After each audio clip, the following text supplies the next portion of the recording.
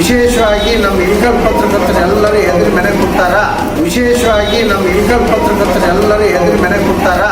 ಇಳಕಲ್ ಪತ್ರಕರ್ತರು ಅಂಜಿಕೆಯಿಂದ ಮನೆಯಲ್ಲಿ ಕುಳಿತಿದ್ದಾರೆ. ನಮ್ಮ ಸುದ್ದಿ ಮಾಡೋದಿಲ್ಲ. ಸುದ್ದಿಗೋಷ್ಠಿ ಮಾಡಿದ್ರು ಸುದ್ದಿ ಆಗಿಲ್ಲ ಸರಿಯಾಗಿ. ಅದು ಯಾರೋ ಒಬ್ರು ಮಾಡ್ತಾರ, ಅವ್ರ ಮೇಲೆ ಒಬ್ಬರೇ ಸುದ್ದಿ ಮಾಡ್ತಾರೆ, ಅವರ ಮೇಲೆ ಸುಳ್ಳು ಕೇಸ್ ಹಾಕಲಾಗಿದೆ.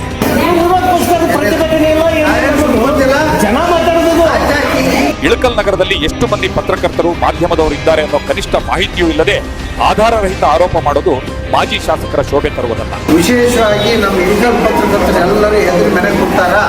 ವೀಕ್ಷಕರೇ, ದೊಡ್ಡನಗೌಡ ಪಾಟೀಲ್ರು ಮಾಜಿ ಶಾಸಕರಾಗಿ 2 ವರ್ಷ 6 ತಿಂಗಳು ಕಳೆಯಿತು.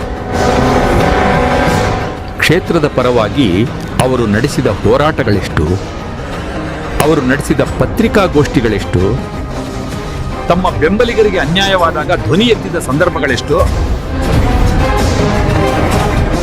ಎಂಬ ಪ್ರಶ್ನೆಗಳಿಗೆ ಮಾಜಿ ಶಾಸಕ ದೊಡ್ಡನಗೌಡ ಪಾಟೀಲ ಸಾರ್ವಜನಿಕ ವಲಯಕ್ಕೆ ಉತ್ತರಿಸಬೇಕು.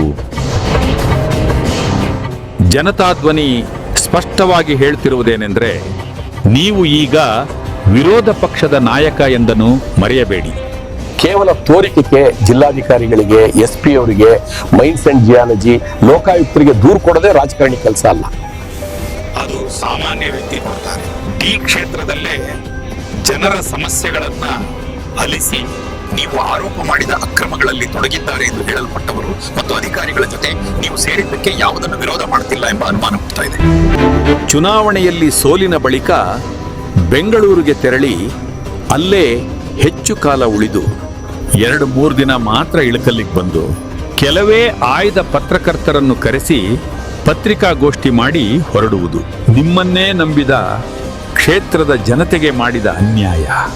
ನೀವು ನೇರವಾಗಿ ಹೋರಾಟಕ್ಕೆ ಇಳಿದರೆ ನಿಮ್ಮ ಅಧಿಕಾರಾವಧಿಯಲ್ಲಿನ ಹಲವಾರು ಕರ್ಮಕಾಂಡಗಳು, ಅಕ್ರಮಗಳು, ಹಗರಣಗಳು ಹೊರಬರುವವೇ ಅನ್ನೋ ಭಯದಿಂದಲೇ ನೀವು ಬೆಂಗಳೂರಿನಲ್ಲಿ ಆಶ್ರಯ ಹುಡುಕಿದ್ದೀರಿ ಅನ್ನೋ ಸಂಗತಿ ಹುನಗುಂದ ಮತಕ್ಷೇತ್ರದ ಚಿಕ್ಕ ಮಕ್ಕಳಿಗೂ ಗೊತ್ತಿರೋ ವಿಷಯ. ಆಡಳಿತ ಪಕ್ಷದವರು, ಅಧಿಕಾರಿಗಳು ತಪ್ಪು ಮಾಡಿದರೆ ಅದನ್ನ ಪ್ರಶ್ನಿಸುವುದು, ಹೋರಾಟ ನಡೆಸುವುದರಲ್ಲಿ ತಮ್ಮ ಜವಾಬ್ದಾರಿ ಹೆಚ್ಚಿರುತ್ತೆ. ನಿಮ್ಮ ಕಾರ್ಯವೈಖರಿ ಜನತೆಗೆ ಮತ್ತು ಅಧಿಕಾರಿಗಳಿಗೆ ತಲುಪಿಸುವುದು ಪತ್ರಕರ್ತರ ಕರ್ತವ್ಯ. ಆದರೆ ಪತ್ರಕರ್ತರ ಮೇಲೆ ಅನಗತ್ಯ ಆರೋಪ ಮಾಡುವುದರಿಂದ ಮಾಜಿ ಶಾಸಕರ ಗೌರವ ಮತ್ತಷ್ಟು ಕುಸಿಯಲಿದೆ.